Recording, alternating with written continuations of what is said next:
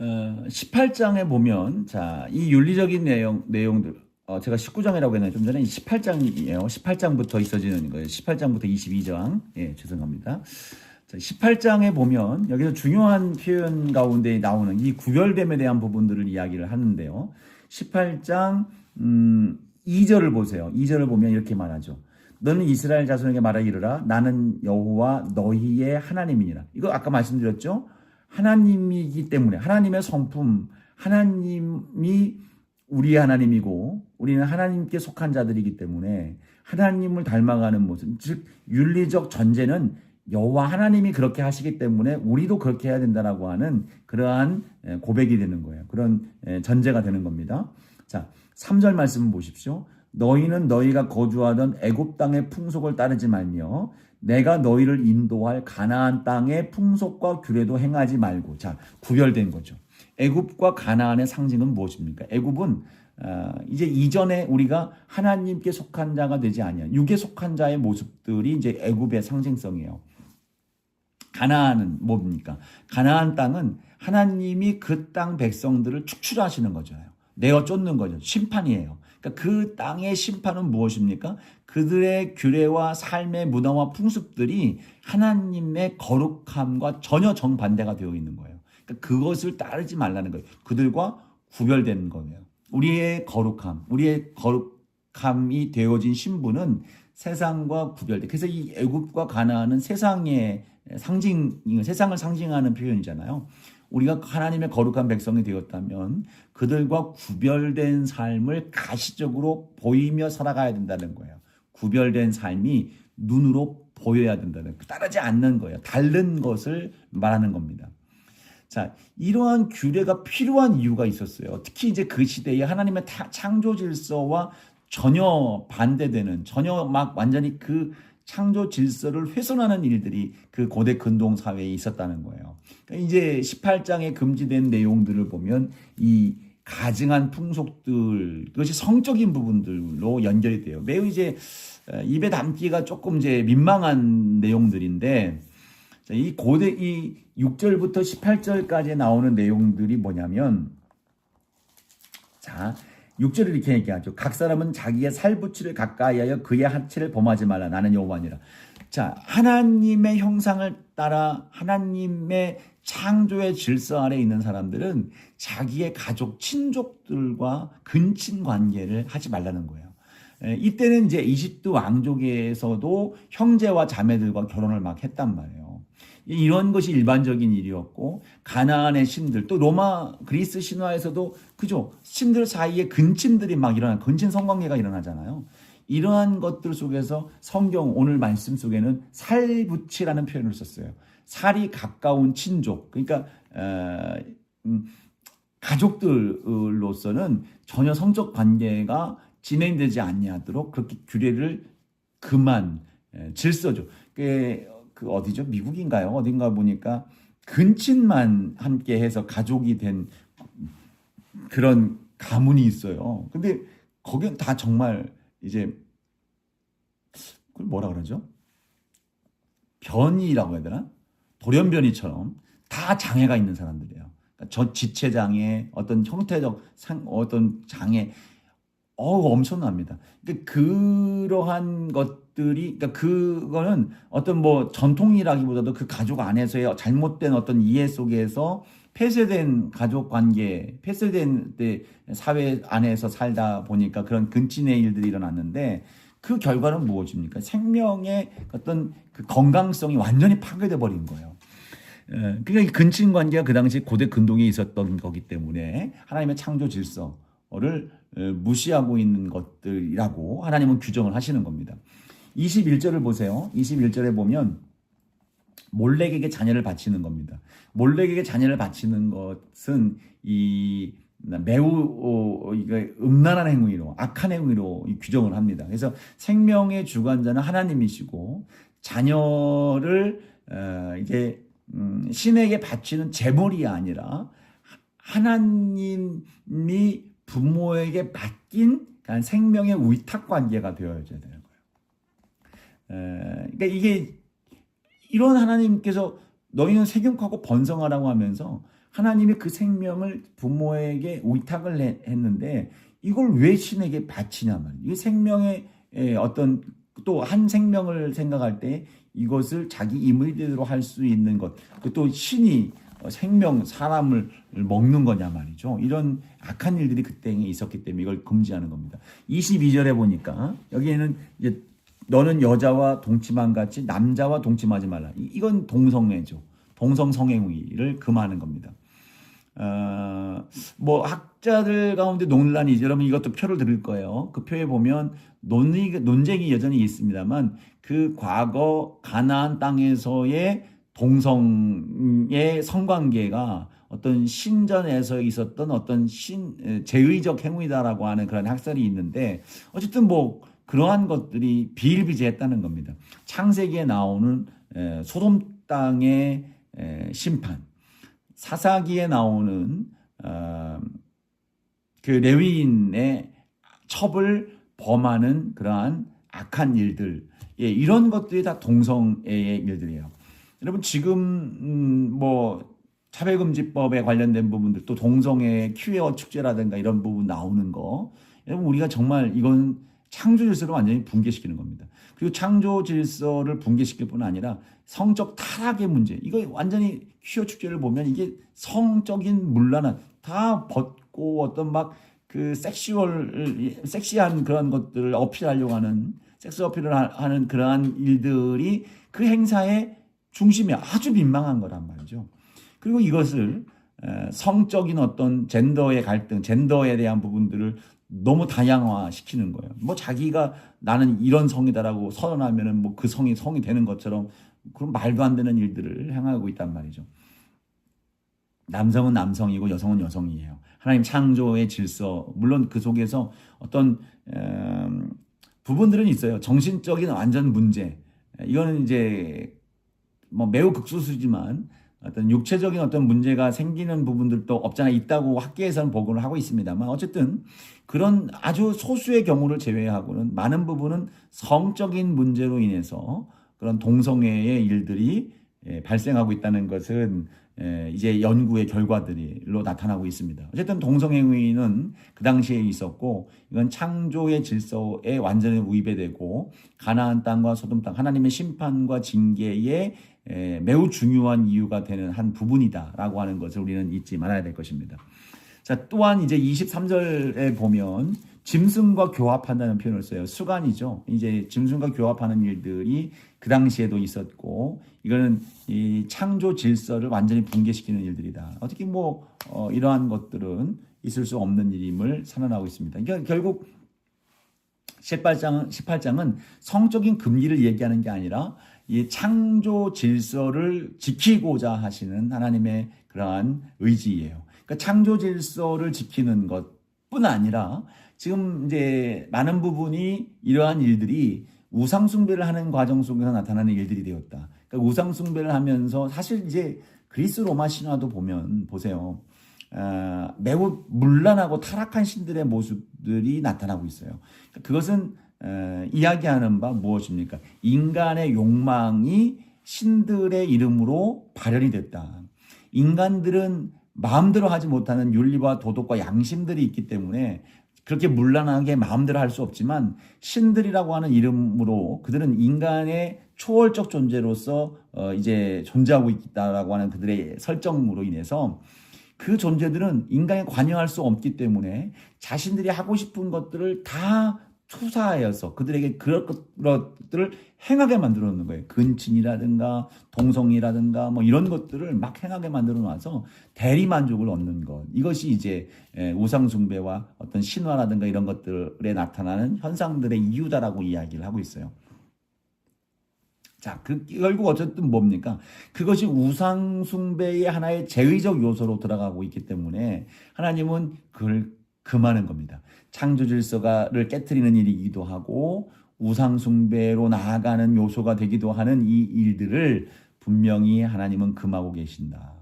자, 그 결과는 무엇일까요? 18장 24절 이하의 말씀에 보면 그러한 일들에 대한 결과를 분명히 말하고 있습니다. 18장 25절을 한번 보세요. 25절. 자, 이렇게 말하고 있습니다. 24절도 봅시다. 너희는 이 모든 일을 스스로 더럽히지 말라. 내가 너희 앞에서 쫓아내는 족속들이 이 모든 일로 말미암아 더러워졌고 그 땅도 더러워졌으므로 내가 그 악으로 말미암아 벌하고 그 땅도 스스로 그 주민을 토하여내느니라. 이게 토해낸다는 겁니다. 토해낸다는 것. 예. 토해낸다는 것은 우리가 뭐 생리적인 현상이죠. 이렇게 이제 이걸 표현하는 바 매우 충격적인 표현을 통해서 이것의 해악성에 대한 부분들 매우 중대한 사건이라는 것을 분명히 얘기를 해요. 그래서 이 창세기에서도 보면 이 토한다라고 하는 그런 패턴의 표현들이 나오고 있어요. 그러니까 에덴 동산에서 그 하와와 아담의 범죄를 통해서 땅에 저주가 임하죠. 그래서 에덴에서 추방당하는 거예요. 토해지는 거죠. 홍수 이전의 세계에서 부패하고 하나님 앞에 범죄를 범하죠. 그래서 홍수를 통해서 깨끗하게 정화를 시키는 거예요. 가나안 땅에서 가나안 족속들의 죄로 말미암아서 땅이 그들을 토해내는 거예요. 그리고 그 토해낸 땅에 누가 들어가요? 이스라엘 백성들, 하나님의 거룩한 백성들이 들어가서 땅을 정화시키는 거죠. 근데 이스라엘도 같은 맥락입니다. 이스라엘도 레위기 18장 28절에서 경고를 해요. 너희도 더럽히면 그 땅이 너희가 있기 전 주민을 토함과 같이 너희를 토할까느라. 너희들도 마찬가지인 거예요. 죄를 범하면 동일하게 그 땅에서 토해낸다는 것을 이야기를 해요. 그래서 이러한 것들을 이야기하는데 레위기 26장 이따 이제 후반부에 얘기를 하겠습니다만 26장에 보면 이 토해짐으로 인해서 포로로 잡혀가는 거예요. 포로로 잡혀가는 거예요. 근데 포로로 잡혀가는 것도 예언이 되었지만 결국 26장 마지막에 보면 그럼에도 불구하고 죄를 돌이켜서 하나님 앞으로 나오면 회개하면 이제 회복되고 돌아선다. 하나님이 용납하신다라고 하는 말씀으로써 소망을 주고 있음을 보게 됩니다. 자, 어쨌든 죄는 결국 그 땅이 토해내는 결과로 나타날 수밖에 없다. 하나님의 심판이고 그 땅이 또한 토해낸다는 겁니다. 매우 중요한 우리에게 주시는 말씀이 되는 거예요. 자, 19장으로 넘어갑시다. 19장에 보면 이제 그 사회적 차원에서의 거룩함을 이루어갈 것을 말하고 있어요. 그 내용들은 매우 다양해요. 뭐 부모 공경, 안식일 준수하는 거, 이삭 줍기를 허용하는 거, 임금 체불하는 것, 일용직에 대한 부분들이에요. 그걸 금지하는 것, 재판을 공정하게 하는 것, 이웃을 사랑하는 방법, 뭐 나그네를 보호하고 도량, 즉 측량하는 그 저울을 속이지 말라는 말씀, 이런 것들이 뭐 다양하게 쭉 나와요. 근데 이것을 어떻게 통일해야 되느냐? 근데 이것 역시도 무엇으로 귀결되느냐? 아니 야훼, 나는 여호와니라. 아까는 아니 아도나이라고 했었죠. 여기 또 아니 야훼, 나는 여호와니라. 그러니까 이 레위기 19장에서만 있잖아요.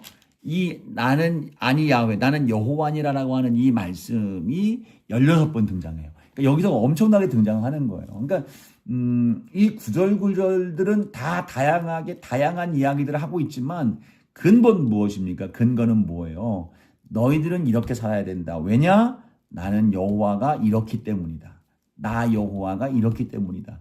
계속적으로 반복이 되는 거예요. 이 말씀은 이따가 또 나올 거예요.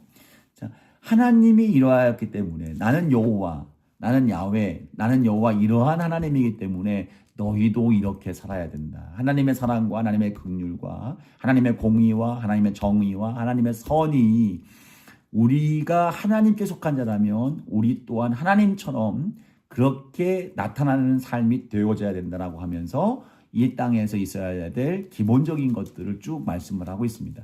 자, 19장 18절을 한번 볼까요? 19장 18절 보면 이렇게 얘기를 해요. 매우 중요하게 이 모든 것들을 또 규정 하나로 묶어낼 수 있는 중요한 표현이 되고 있어요. 예수님도 여기서 말씀하신 건데요. 18절 보면 이렇게 말해요. 원수를 갚지 말며 동포를 원망하지 말며 내 이웃 사랑하기를 내 자신과 같이 사랑하라. 나는 여호와이니라. 거기서 말씀하고 있죠. 내 이웃을 뭐라고 합니까? 사랑하기를 내 자신과 같이 사랑하라. 예수님도 여기에 대한 말씀들을 하셨죠.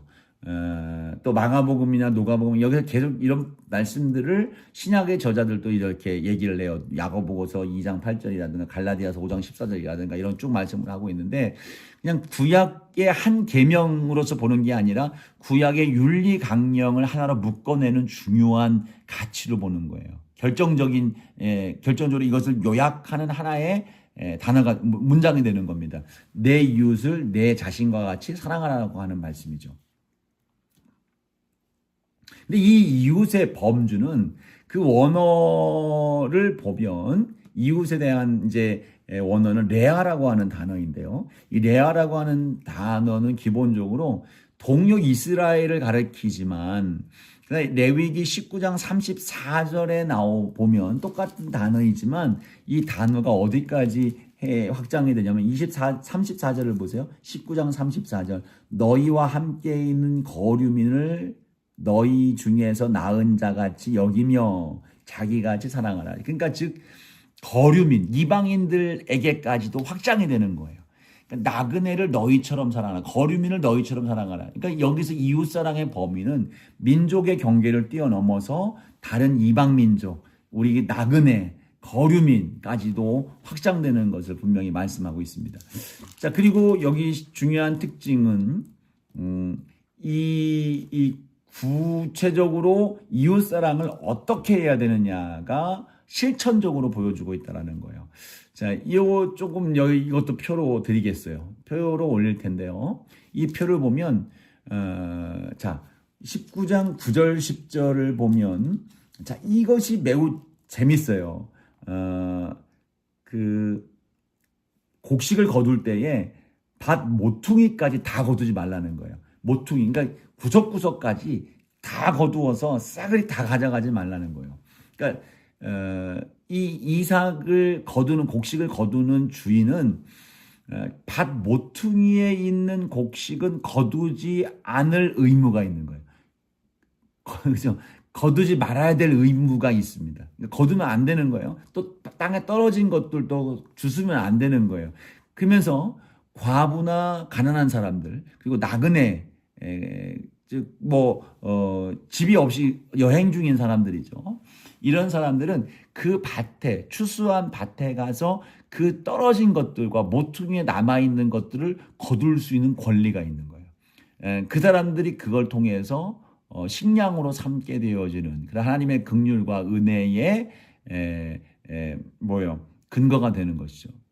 은혜의 수단이 되는 겁니다. 그러니까 룻기에서 보면 룻이 그 가나안 땅에 이스라엘로 다시 돌아와서 유대로 돌아와서 베들레헴이죠. 베들레헴으로 돌아와서 룻이 했던 일이 뭐냐면 이삭 줍기였습니다. 그러니까 이러한 풍습이 이런 하나님의 규례가 있었기 때문에 밭에 곡식 거두는 곳에 가난한 사람들이 몰리는 거예요. 그래서 룻이 그곳에 가서 이삭 줍기를 하는 겁니다. 자, 그 다음에 13절 보면 그날 일한 것들에 대해서 품값을 아침까지 밤새도록 갖고 있지 마라. 그냥 바로 주라는 거예요. 가난한 사람들. 그날 벌어서 하루 먹고 살아가는 인생들에게는 이것이 매우 중요한 생계 수단이기 때문에 그것으로 인해서 그 사람들을 고통받게 하지 말라는 거예요. 14절에는 장애인들을 이야기했어요. 청각장애인, 보지 못하는 사람들에 대한 그들의 것들을 배려할 것을 이야기를 하고요. 15절에 보면 재판할 때 공정하게 할 것을. 또 16절에 보면 이웃들을 비방하지 말 것, 회방하지 말 것, 욕하지 말라는 것이죠. 17절에 보면 마음으로 미워하지 마라. 자, 이거 예수님도 이 말씀하셨죠. 마음으로도 미워하지 말 것. 외적인 윤리적 행동뿐 아니라 너희들의 내면까지도 같은 마음이 되어야 된다는 거예요. 겉과 속이 같아야 된다는 것이죠. 자, 그 다음에 33절 이하를 보면 33절, 34절을 보면 나그네에 관련된 부분들. 자, 그리고 35절, 36절에 보면 이제 저울을 공평하게 하는 거. 속이지 말라는 거예요. 장사를 하는데 속이지 마라. 자, 이런 것들 하면서 이제 또 뭘 말씀합니까? 나는 여호와니라. 하나님은 공정하고 공평하신 하나님이에요. 그 하나님, 그 긍휼을 베푸신 하나님, 계속해서 나는 너희 하나님 여호와나 나는 너희 하나님 여호와다, 이 말씀들을 통해서 내가 하나님의 성품은 이러하니 너희들도 같은 성품을 가지고 이와 같이 행해야 된다라고 하는 것을 우리에게 말씀해 주고 있습니다. 여기서 이 규례와 법도, 하나님이 주신 규례의 수혜자는 누굽니까? 가난한 사람들이에요. 억울한 사람들, 나그네, 맹인들, 듣지 못하는 사람들, 품꾼, 자, 가난한 사람들, 이런 사람들이 이러한 혜택을 받는 거예요. 그러니까 사회적인 약자를 보호하는 그러한 규례들이 된다. 그러니까 땅이 있고 주류의 삶을 사는 사람들은 사실 자기들의 소유함과 그 삶 속에서 누리는 그 풍족함으로 인해서 그들은 잘 살아갈 수 있죠. 그러한 사람들이 없는 자들에 대한 배려와 고려를 하지 않으면 사회의 균형이 깨져버리는 거예요. 그러니까 내가 있는 것은 고린도후서에서 나오죠. 내가 풍족하게 있는 이유는 하나님이 그를 통해서 없는 쪽으로 흘러가게 만들기 위한 하나님의 은혜다. 결국 이제 이 규례의 말씀도 가난하고 소외된 사람들을 살리기 위한 하나님의 긍휼의 수단이 된다라고 하는 것을 볼 수가 있습니다. 20장을 보십시오. 20장에 보면 18장, 19장에 나오는 이 규례들 있잖아요. 이 규례들의 요청들, 이러한 말씀들을 준행하지 않았을 때 나타나는 행해야 될 그러한 형벌이죠. 형벌을 규정하고 있는 내용들이에요. 자, 18장, 19장 이러한 삶의 윤리, 그렇게 여호와 하나님이 나는 하나님이다, 하나님처럼 그 마음을 품고 살아가야 될 것들에 대해서 우리가 그답지 못하게 구별된 삶을 살지 못했을 때에 나타날 그 형벌, 징계, 이러한 것들이 이제 20장에 쭉 나오는 거예요. 어떤 경우는 이제 죽임도 당하게 되고요. 어떤 경우에는 하나님의 진노를 받게 되는 것이고, 어떤 경우에는 자녀가 없을 것이다라고 하는 표현들을 써요. 그러니까 어떤 형벌을 집행하지 아니하지만 결국 하나님이 그걸 보고 계시고, 그에 따른 징계가 드러났든 드러나지 않든 그에게 임할 것임을 말씀하고 있는 거예요. 그러니까 은밀하게 내가 어떤 죄를 지었어도 들키지만 않으면 된다라고 하는 이러한 안일한 사고에서부터 하나님은 그를 지켜 보호해 주시는 거죠. 네가 들키지 않았어도 하나님이 보고 계시다라는 겁니다. 들키지 않았지만 하나님은 그에 응당한 대가를 지불하게 만들 것이라는 거죠. 그래서 그것이 사람들이 보든지 보지 않든지 내가 해야 될 마땅한 일들을 하나님 앞에서 내가 준행하는 것들을 행하도록 만들어 가시는 하나님의 은혜가 20장에 담겨져 있다. 나 여호와가 거룩하다라고 하는 말씀을 또 여기서 우리에게 주고 있는 것이죠. 자, 21장을 볼까요? 21장, 22장은 제사장이 지켜야 될 그러한 거룩한 모습이에요. 지금 다 일관된 그 흐름은 하나님의 거룩함이죠. 하나님의 성품이에요. 하나님의 거룩함, 그 거룩함을 중심으로 한 하나님의 성품을 따라서 거룩함 받은 우리가 그 거룩한 삶을 살아갈 것에 대한 말씀을 계속해서 이어져서 그 동일한 맥락 속에서 이 은혜가 흘러가고 있음을 여러분 잊지 말아야 되는 거예요.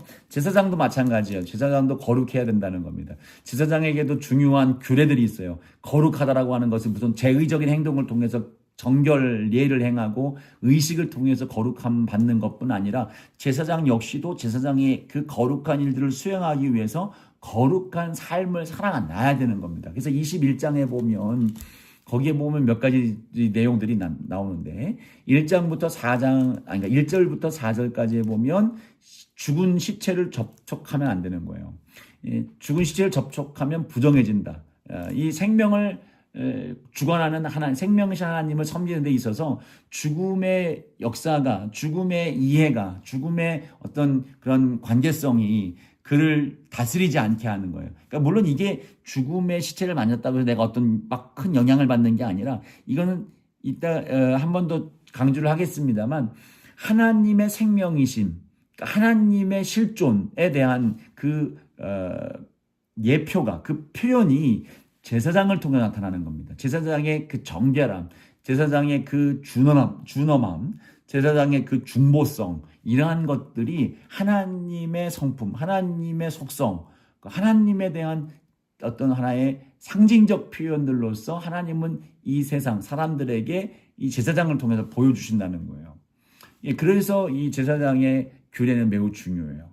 그래서 생명이신 하나님을 드러내기 위해서 죽은 것들을 접촉하지 않는 규례를 따라가야 되는 겁니다. 결혼 규례도 있어요. 일반 제사장은 부정한 여인을 과 결혼하면 안 되는 거예요. 또 대제사장은 특히 처녀와만 결혼을 해야 되는 거예요.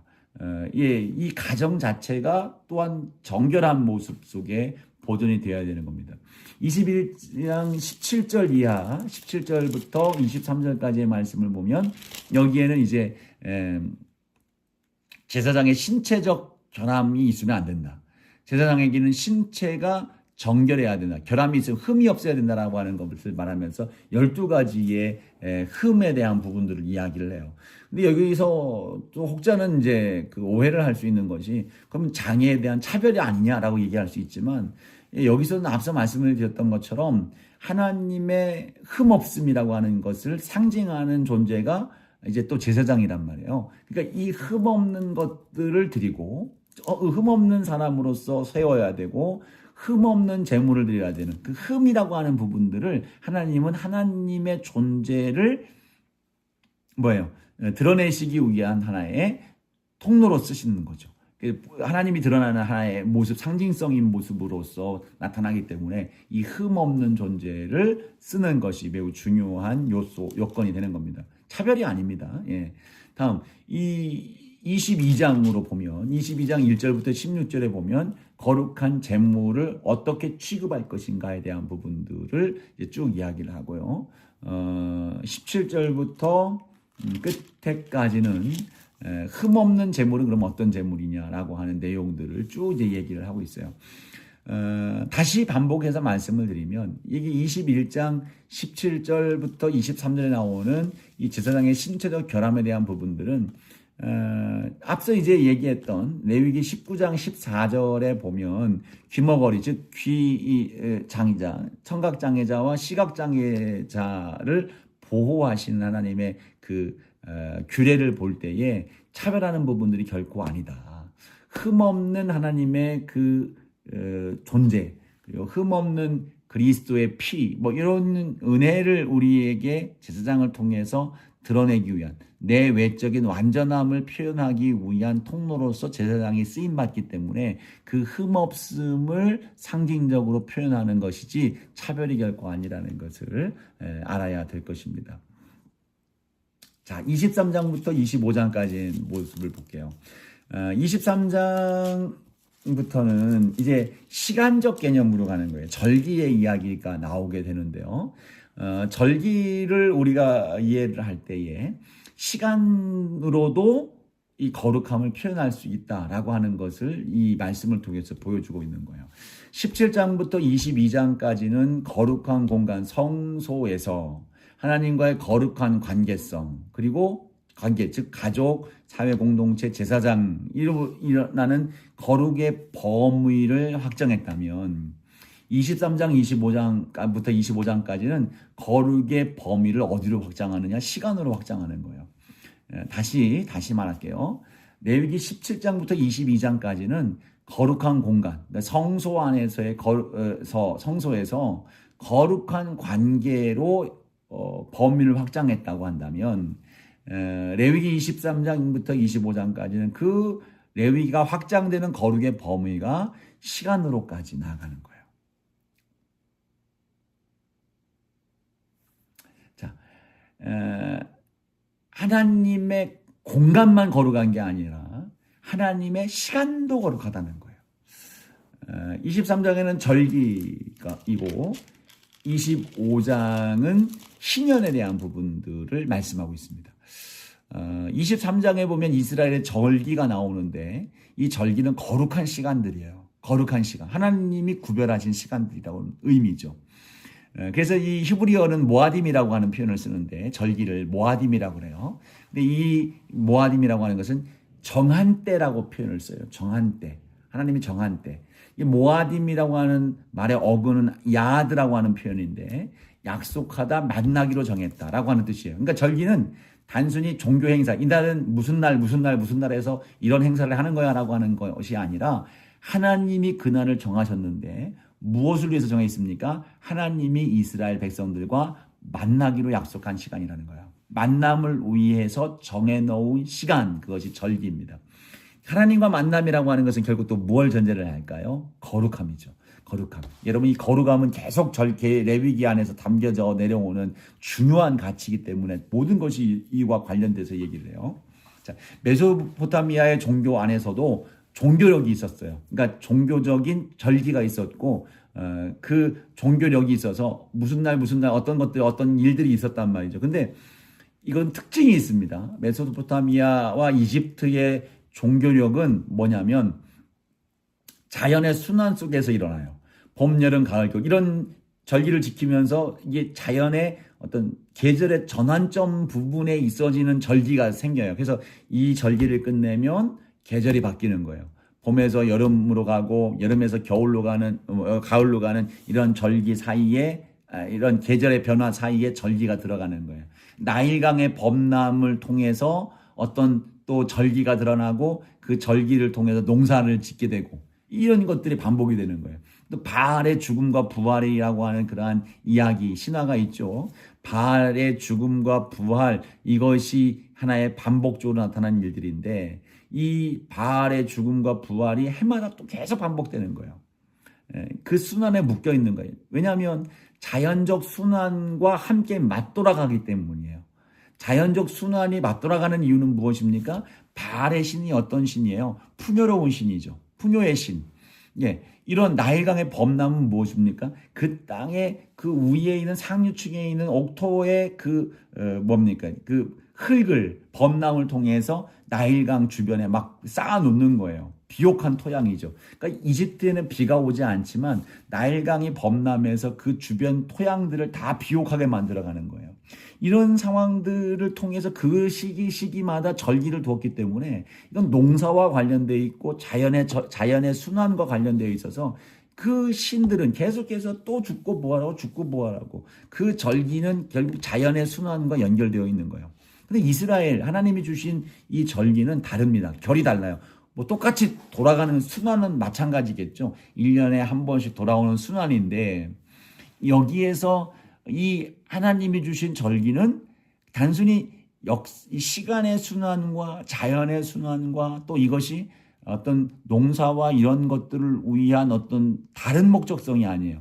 이 절기에 하나님은 역사적인 사건을 개입시키는 거예요.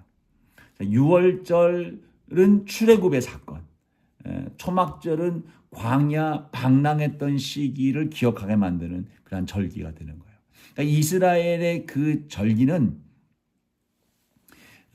그 과거의 때를 기억하는 거예요. 즉 이 절기, 이 때가 되면 무엇이 떠올리냐면 하나님이 그 시간과 그 절기를 통해서 그 절기가 시작된 그때의 일들을 현재화시키는 작업인 거예요. 그러니까 역사적 사건을 기억하면서 그 은혜가 지금 현재화되어진다라고 하는 사건적인 것들로 접근하고 있는 거예요. 절기가 자연적 순환이라든가 농사라든가 물론 그 시기는 맞물려 있지만 이스라엘의 절기는 그 절기 안에 과거 역사 하나님의 은혜의 사건을 상기하고 그 은혜의 사건을 상기하는 것으로 끝나는 게 아니라 지금을 현재화시키는 거예요. 그 현재화시키고 뿐 아니라 지금에 함께 하신 하나님이 앞으로 나아가는 모든 여정도 이끌어 가실 것이라고 하는 신앙의 고백적 형태로 미래를 지향하는 고백으로 이 절기를 삼는 거예요. 그래서 이스라엘 백성들이 이 절기를 지낼 때에는 6월절, 예를 들어서 한다고 한다면 과거 우리의 조상이 이런 조상을 6월절 은혜로 베풀어 주셨으니 감사합니다. 이런 표현이 아니라 우리를 구원해 주셨어라고 하는 그런 표현을 써요. 그러니까 누군가 그 옛날 사람이 아니라 지금 나에게 주신 하나님의 은혜 현재화한 거예요. 현재화시키고 그 과거의 사건을 현재화시킬 뿐 아니라 현재의 사건이 앞으로 나이가 나가야 될 미래를 이끌어갈 그런 신앙적 고백으로서의 힘을 갖는다. 이것이 절기예요. 자,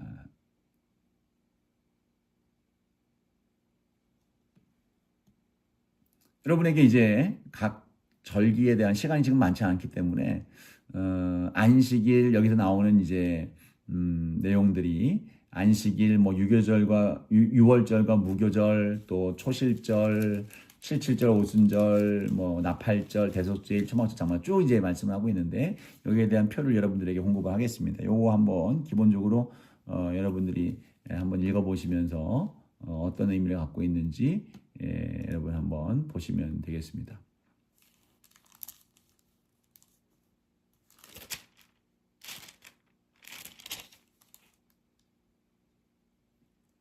자, 근데 여기서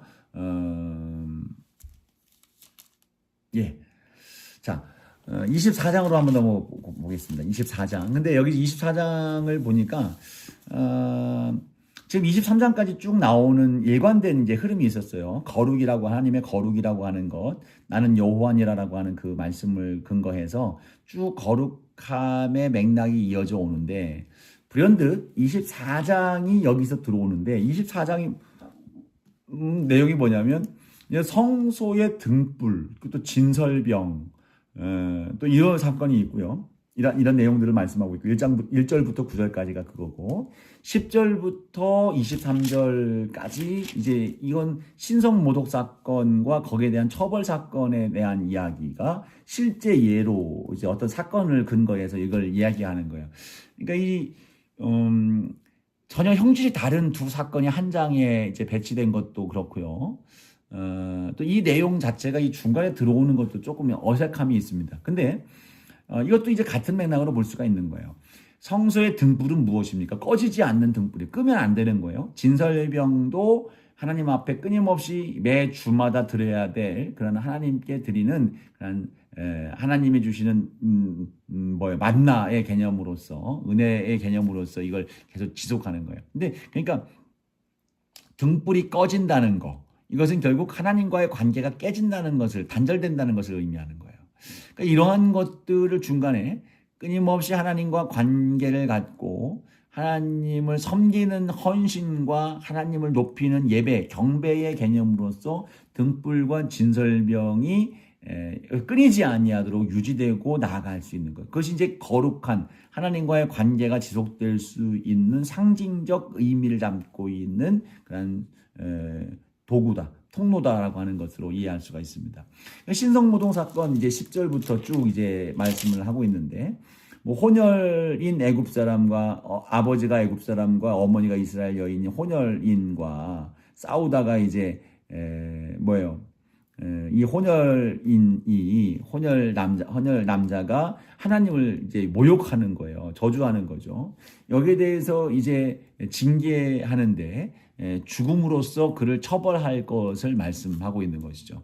그러니까 하나님의 이름 두 가지 원리가 명확하죠. 하나님의 이름은 절대적이다라는 거예요. 절대적으로 존중돼야 된다는 거예요. 이 원칙은 이스라엘이나 나그네나 또 혼혈인이나 누구나 동일하게 적용된다는 거예요.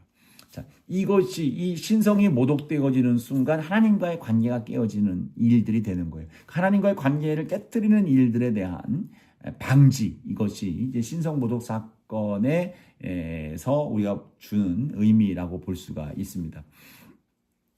자, 그러면서 25장으로 넘어가면 매우 중요한 말씀이 나오는데 희년이에요. 안식년은 6년 일하고 7년째 쉬는 것, 안식년. 자, 여기서 또 이 희년은 뭡니까? 안식년이 7년 있는 7년이 7번째에서 그 다음 해가 이제 희년입니다. 그러니까 안식년은 7번째 해, 희년은 7번째 해가 7번이 온 뒤 그 다음 해가 희년입니다. 이런 것들은 혁명적인 그러한 일이에요. 혁명적인 규례입니다. 사회 경제에 있어서 이 희년이 다 적용이 돼요.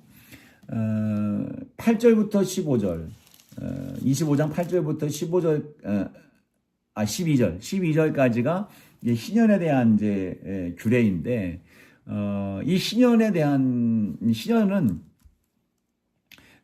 이 요벨이라고 하는 말인데, 순양 뿔로 만든 나팔 소리로부터 이제 유래를 했다고 언어가 유래됐다고 그래요. 그래서 이 7번의 안식년이 지난 그 다음 해 7, 7에 49, 50번째 해가 이제 희년인데 이 대속죄일에 전국의 나팔을 꾹 하고 불어 제낍니다. 이 불면서 이제 이 이스라엘 사회에 희년의 역사가 일어나는 거예요. 희년의 역사가 일어나면 세 가지의 중요한 리셋이 일어납니다. 재설정이 일어나는 거예요. 먼저는 토지의 리셋이 일어나요. 토지가 자기 것이 아니었던, 그러니까 토지를 잃어버렸든지 팔았든지 이러한 사람들에게 다시 토지가 다 원래의 사람들에게 돌아가요. 원래 소유자에게 되돌아가는 것이 희년에 있어지는 토지 반환 사건이에요. 이게 사실상 이건 결국 뭡니까? 토지 소유권은 하나님 거라는 거예요. 자, 그래서 처음 이스라엘 백성들이 가나안 땅에 들어와서 땅을 분배받는 그 방식이 뭐였어요? 제비 뽑기였습니다. 누구나 다 제비 뽑아서 모든 가문이 이 땅을 거저받아요. 그러니까 거저받은 땅을 결국 뭡니까? 내 것이 아니라는 거예요. 우리는 이 땅을 소유하고 있는 것 같지만 근본 소유권은 하나님께 있다는 겁니다. 이것이 희년을 통해서 우리에게 각인시켜주는 중요한 사상이에요. 우리가 지금도 마찬가지로 우리는 지금 희년을 지키지 않고 있습니다만 우리가 이 땅에서 누리고 살아가는 모든 가치는 하나님의 것입니다. 하나님께로부터 우임받아서 갖고 살아가기 때문에 내 것으로 내가 움켜줘서는 안 된다는 거예요. 그래서 이 기독교적 사고, 기독교적 그 전제를 갖고 있는 그러한 사회에서는 이 자기의 재산을 사회로 환원하는 일들이 자연스럽게 일어나고 있습니다. 왜냐면 내 것이 아닌 거예요. 그러니까 내가 소유하고 있었던 것들은 내 것이 아니라 난 잠시 맡았던 것들 뿐이고 이것들이 내 인생에 있어 이 땅에서의 삶을 다 끝내면 자연스럽게 사회에 환원해 주는 것이 당연한 일로 고백이 되는 이것이 신현적 사상인 거예요. 토지 내가 샀든 빼앗았든 뭐 하여튼 뭐 일이었든 처음 원래 주인에게로 돌아가는 신현 제도가 있어요. 자, 두 번째로는 빚을 짐으로 인해서 노예를 해방시켜 주는 거예요. 빚을 지고 종이 된 히브리 사람들은 희년이 됐을 때 자유를 얻습니다. 예. 자, 이것은 이 가치는 바로 무엇입니까? 결국 42절 한번 보세요. 25장 42절. 여기 25장 42절을 보면 이렇게 말씀하죠. 그들은 내가 애굽 땅에서 인도하여 낸 내 종들이니 종으로 팔지 말 것이니라.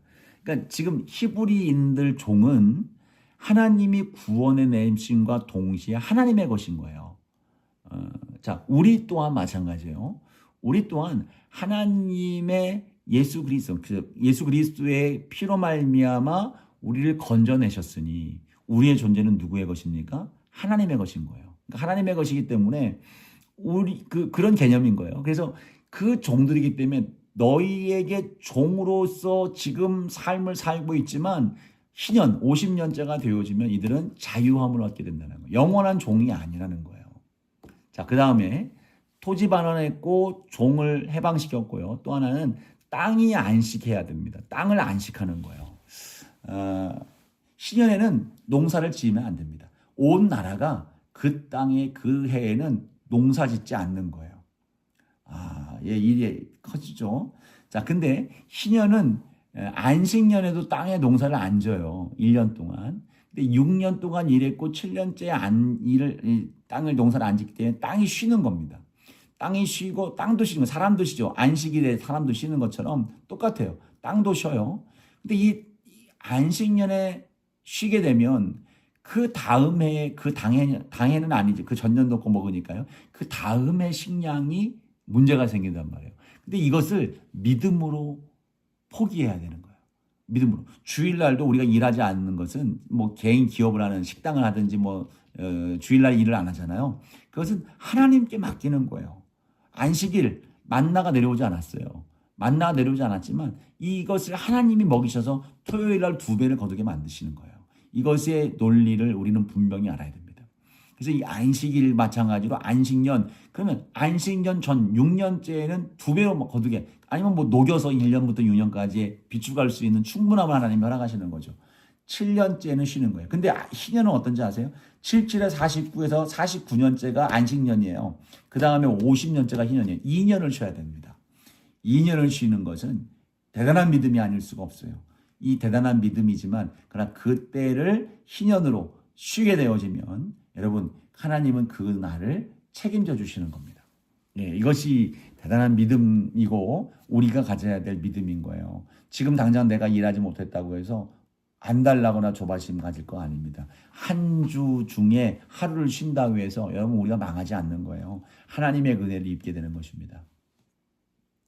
자, 앞서 말했던 것처럼 이거에는 두 가지 청지기적 사고가 있는 거예요. 하나, 25장 23절을 보세요. 25장 23절 이렇게 말씀합니다. 토지를 영구히 팔지 말 것은 토지는 다 내 것임이라 너희는 거류민이요 동거하는 자로서 나와 함께 있느니라. 하나님과 함께함으로 말미암아 하나님께로부터 위탁받은 청지기 거류민이라는 겁니다. 잠시 이 땅에 왔다가 돌아올 나그네라는 거예요. 이 땅의 소유는 결국 잠시 잠깐 맡아 주관하는 것뿐이라는 것을 분명히 말씀하고 있습니다. 그래서 이것이 첫 번째 청지기적 사고, 이 근거가 희년의 의미입니다. 두 번째로는 뭐냐면 42절을 다시 보세요. 42절을 다시 보면 이렇게 말하죠. 아까 읽었던 말씀인데 그들은 내가 애굽 땅에서 인도하여낸 내 종들이니 종으로 팔지 말 것입니다. 결국 이것은 무엇입니까? 이 역시 인간의 존재는 인간이 소유할 수 없다. 하나님의 소유다라고 하는 것을 분명히 말하고 있어요. 생명의 주권자는 하나님이시다. 땅의 소유도 하나님이시다. 라고 하는 근본적인 이 세상에 유한한 모든 것들의 주권은 하나님께 있다라고 하는 것을 철저하게 깨닫게 하는 것이 신년의 의미입니다. 예. 맞아. 여기서 이제 또 뭐 신년을 통해서 뭐 사회주의, 자본주의 쪽 얘기를 하고 있습니다만 뭐 그것은 이 시간 우리가 다룰 내용들은 아닌 것 같고, 이 신년에 대한 내용들을 예수님도 선포를 했어요. 예수님은 희년이라는 표현을 하지 않았습니다만 누가복음 4장에서 예수님이 말씀하신 이 말씀이 희년에 관련된 개념이 이를 말씀을 하신 겁니다. 누가복음을 한번 찾아보세요. 누가복음 4장을 보세요.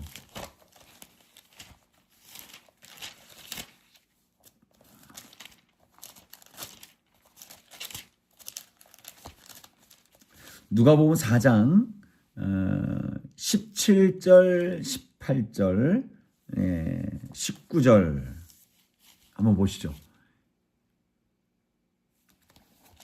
자, 이렇게 말씀하죠. 17, 18, 19절. 선지자 이사야의 글을 들이거늘 책을 펴서 이렇게 기록된 데를 찾으시니. 자, 이사야의 글을 찾았다는 거예요. 이 이사야의 글을 찾았다는 건 어디냐면 이사야 61장 1, 2절입니다. 이사야 61장 1, 2절. 자, 이사야 61장 이 부분은 바로 희년 신학을 이제 구속사적으로 확대한 본문이에요. 자, 이사야 61장을 신년적 사고를 가지고 이제 구속사에 적용을 해서 확대한 내용들이라고 한다면 이 이사야의 말씀을 예수님이 인용해서 이렇게 말씀을 하고 있는 거예요. 선포하고 있는 거죠. 여기서 이렇게 말씀을 하고 있는 거예요. 주의 성령이 내게 임하셨으니 이는 가난한 자에게 복음을 전하게 하시려고 내게 기름을 부으시고 나를 보내서 포로된 자에게 자유를, 눈먼 자에게 다시 보게 함을 전파하며 눌린 자를 자유롭게 하고 주의 은혜의 해를 전파하게 하려 함이라 하였더라. 은혜의 해, 주님의 은혜의 해를 전파하게 하였다. 그러니까 이 은혜, 주의 은혜의 해, 이게 25장, 레위기 25장에서 나오는 요벨, 이제 신년의 의미를 갖고 근거를 한 말씀인 겁니다. 그러니까 예수님의 이 이사야 61장을 인용하면서 이것을 말한 것은 가난한 자에게 복음을 준다고 했어요. 경제적 빈곤한 자, 신년의 토지를 반환하는 것이죠. 영적인 빈곤한 자에게 또 용서함으로 나아감으로 이제 확장할 수도 있습니다. 포로된 자에게 자유하는 것. 채무를 갖고 노예의 삶을 살던 사람을 자유하게 해주는, 해방해 주는 거예요. 자, 복음적으로 볼 때는 죄와 사단의 결박에서 있는 우리를 해방시켜 주시는 은혜죠.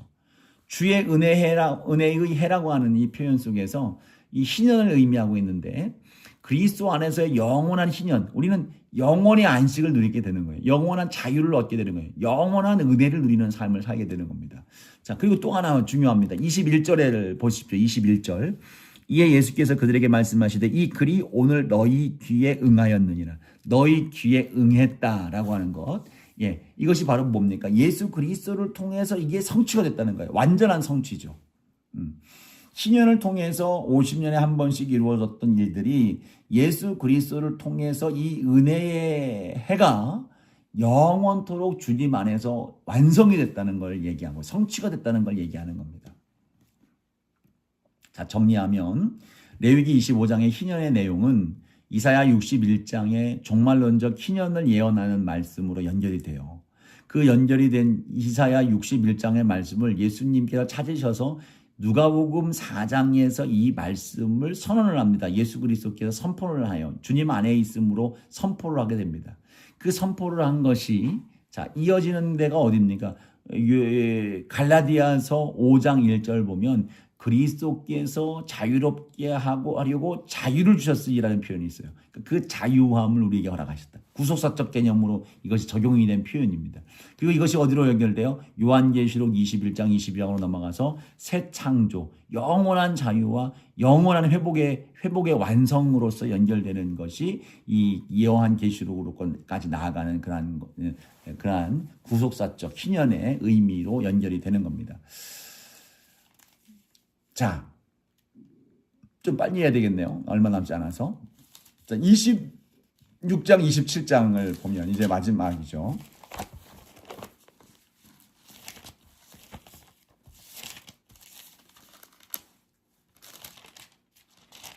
네, 그렇습니다. 26장, 27장을 보면 26장은 성결법전 전체의 법적인 규결로 이제 모아지는 거예요.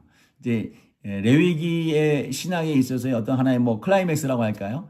레위기 27장은 서원과 헌신에 대한 부분들을 이야기를 합니다. 그러니까 그러면서 갑자기 마지막에 이제 서원하고 헌신하는 것으로 귀결돼서 좀 당황스럽긴 합니다만 어쨌든 쭉 나가는 겁니다. 자, 여기서 우리가 볼 수 있는 것은 결국은 그러니까 거룩한 것은 개인의 경건에서 시작해서 사회적인 윤리로 확장이 되고 절기로서 또 경제 구조 이러한 것들을 포괄하면서 마침내 공동체 전체의 언약적인 책임과 자발적인 헌신으로 연결이 된다는 거죠. 자, 공동체의 순종과 이제 불순종에 관련된 이제 축복과 저주를 이제 26장에서 선언을 하고 27장에서 개인의 헌신에 대한 서원과 헌신에 대한 이야기를 하는데 이 거룩함으로 흘러오는 이 모든 은혜가 결국은 축복과 저주를 가르는 그러한 이 거룩에 대한 이 삶의 이해와 그런 삶으로 나타나는 결과에 따라서 축복과 저주로 갈라지게 되어지고 결국 이것은 우리의 삶의 헌신과 서원적 삶을 통해서 이렇게 완성이 되어진다는 것을 말씀해 주고자 하는 겁니다. 자, 이 축복의 신앙의 26장 3절부터 쭉 나오게 되는데 평강이죠. 샬롬, 평강에 대한 이제 사상이 여기 안에 담겨져 있습니다. 여기서 보면 참 재밌는 것들이 순종했을 때에 4절 5절 말씀을 보면 여러 가지 이제 가치들이 이들에게 주어지고 있다는 것을 보여줘요. 4절 5절 보면 비가 온다는 거예요. 비가 풍성하게 합당하게 이제 때를 따라 온다는 걸 얘기하고 6절에 보면 평화가 온다. 하나님이 평화를 주신다는 거예요. 그 땅에. 또 7절 8절에 보니까 싸움에서 승리하게 하는 거예요. 또 9절 말씀에 보니까 창대한 거죠. 번성하게 하고 창대하게 한다. 또 11절과 13절 말씀에 보니까 하나님의 임재, 하나님의 함께하심과 임재를 경험하게 되는 거죠. 이것을 쭉 결집시키는 이게 귀결하게 만드는 구절이 12절입니다. 나는 너희 중에 행하여 너희 하나님이 되고 너희는 내 백성이 될 것입니다. 너와 나의 관계가 연결성을 이루어가는 거예요. 그러니까 하나님 앞에서 순종하며 나아가는 그 삶은 결국 복된 길로 나아가는데 하나님은 너의 소유가 되고 너는 하나님의 소유가 되고 백성이 되어지는 그러한 관계성의 결과로서 축복이 임하게 복이 임하게 되는 역사가 된다는 겁니다. 자, 13절도 한번 볼까요? 13절 보면 나는 너희를 애굽 땅에서 인도하여 내에 그들에게 종된 것을 면하게 한 너희 하나님 여호와이니라. 내가 너희의 멍에에 빗장을 부수고 너희를 바로 서서 걷게 하느니라. 은혜를 주신다는 거죠. 승리, 구원, 그죠? 언약의 공식이죠.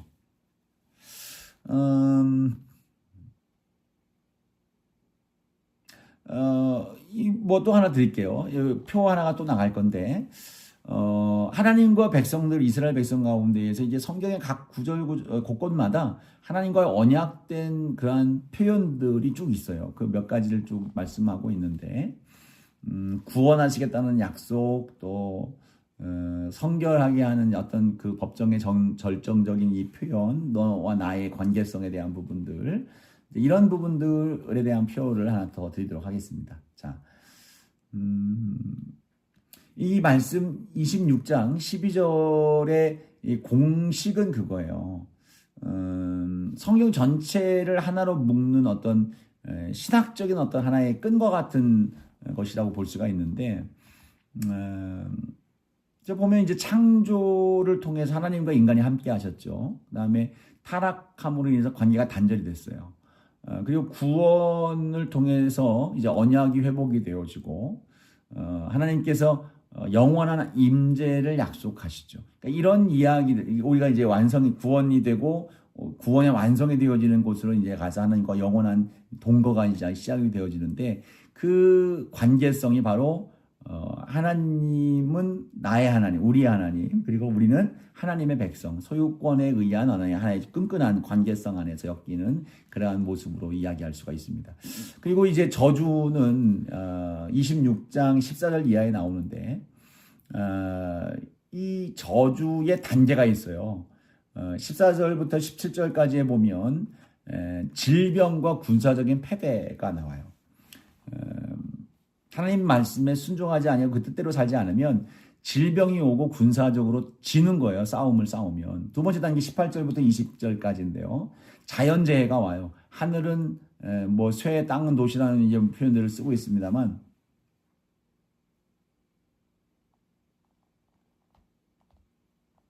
그처럼 하겠다고 하는 건데, 자연재해가 온다. 그러니까 질병을 통해서 몸이 고난을 받고 곡식 먹을 것들로 고난을 받는 거예요. 자, 이게 이러한 것들이 이제 성경의 본문에 보면 이제 이러한 것들이 쌓이 나오는 거잖아요. 3단계는 뭐지? 21절부터 22절까지인데 3단계는 들짐승이 공격을 하는 거예요. 자, 들짐승이 자녀를 해치고 가축을 해치고 이런 일들이 이제 생겨난다는 겁니다. 4단계는 23절부터 26절까지인데요. 전쟁이 일어나고 내부적으로 기근이 일어난다. 전쟁이 일어나면 기근이 당연히 일어나게 되죠. 뭐 들짐승이 침략한다는 것은 그 자연적으로 황폐한다는 거죠. 들짐승이 침략하는 이유가